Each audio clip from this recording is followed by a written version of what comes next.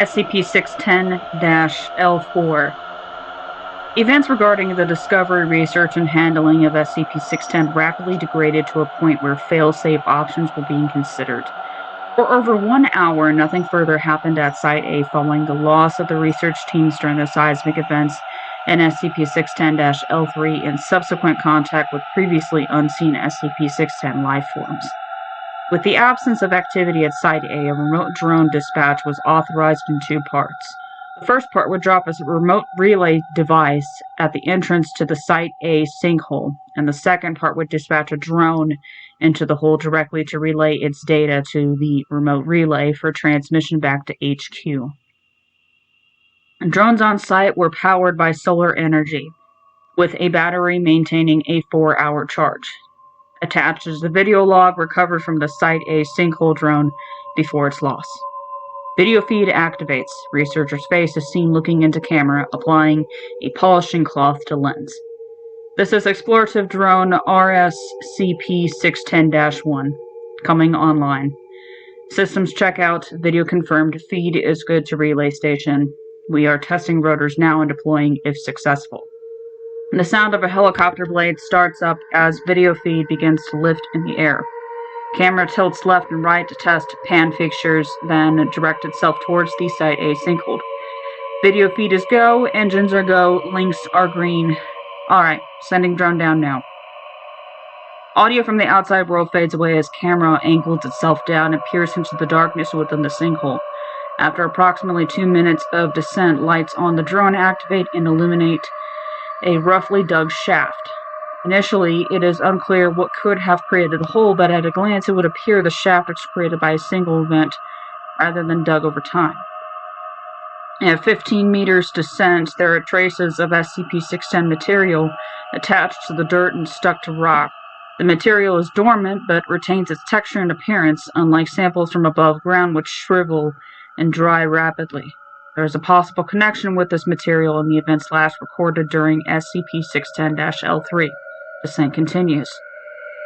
At 100 meters in depth, branch tunnels become visible in the walls of the sinkhole. Panning of the camera reveals small tunnels branching out at apparently random intervals, but which are not restricted to any one side of the hole. These tunnels are considered too small for any useful exploration to occur. Descent continues. Increase in density of SCP-610 materials on walls is noted as depth increases. At 250 meters, the bottom of the sinkhole becomes visible and the tunnel slopes sharply, suggesting unnatural formation which was already suspected. Drone video shifts to illuminate this tunnel and drone proceeds forward through the area. SCP-610 coats entirety of the tunnel now and care is taken to keep the drone from coming into contact with any surface. Movement is detected 5 meters ahead. Lights on the drone are dimmed and weapons come online. The SCP-610 drone is equipped with a 5.56mm machine gun containing 50 rounds of ammo.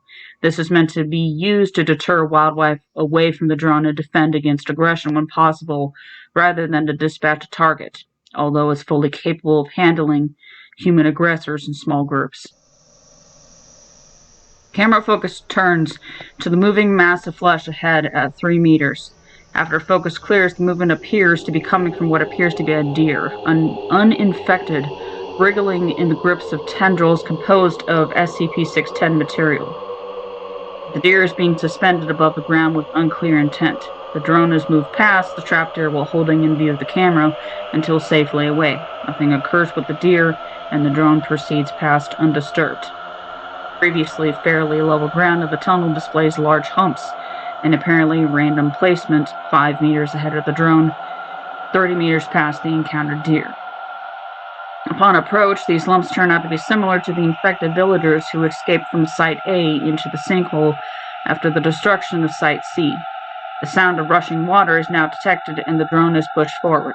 100 meters further into the tunnel, the sound of running water is now deafening. Drone lights reveal a running stream of water, potentially from one of the adjacent rivers in the area. A sample vial is placed in the water allowed to collect, and then released with an active tracking beacon. Later recovery of the sample indicates no SCP-610 contamination of groundwater. The tunnel splits in two at this point. One tunnel leads around the river and then seems to slope downward, while the other is directly above a light source in the ceiling. This second one is selected to facilitate recovery of the drone. During adjustment of the drone's flight path, it comes in contact with a portion of the tunnel wall coated in SCP-610, causing a deep gash from the propeller of the drone, which is already healing over when the camera focuses on the impact point. The drone proceeds upwards. 300 meters of upwards travel, taking approximately 45 minutes, results in the drone emerging into a windy section of mountain, where it is directed to stay low. Camera panning of the area reveals what may have once been a village, but long since abandoned. The precise location is unclear, but it is assumed to be in the vicinity of Site B, judging from estimates and travel by the drone. The buildings here are coated in deceased layers of SCP-610, and unlike other buildings in Site A and Site C, which were coated in SCP-610, these buildings appear to be constructed directly from the tissue substance. After a cursory scan of Site B, it is determined there is no life here, either natural or SCP-610 related, so the drone is directed back into the tunnel. As the winds around the area make aerial recovery impossible. Upon descent into the tunnel, a deep roaring sound fills the audio and video feed, becomes choppy as something blocks the signal. During the periods in which connection to the drone is clearest, its camera and weapons are angled downward, the propellers slow in speed to allow a faster drop. Video feed becomes entirely clear for the final 2 minutes before feed is lost. Rushing up toward the drone from the area below is what appears to be a large human face stretched to 20 times its proportions with no features save those created by the SCP-610 material. There are eye sockets but no eyes, a mouth but no teeth. The drone fires upon this rushing mass of SCP-610, but the bullets do not deter it. Impact points remaining visible for several seconds before closing over themselves. There is no room in the tunnel for the drone to take evasive action, and it is swallowed by the mass. SCP-610 is considered lost until 3 hours later when feed inexplicably returns. Video feed from the drone appears to show a series of structures, illuminated by one of the two lights on the drone. The camera pans around without instructions from the remote relays or HQ, capturing a vast number of shambling entities within the area. SCP-610 material moves over the lens of the drone, and video feed is permanently severed.